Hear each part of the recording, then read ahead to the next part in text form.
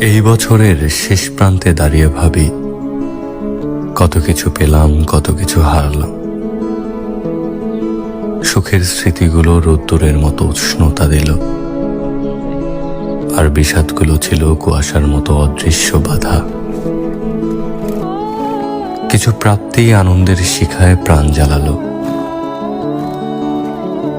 আবার কিছু হারানো কষ্টের গভীরে ডুবালো। সময় চলছে তার নিয়মে, রেখে গেছে স্মৃতির মায়াজাল।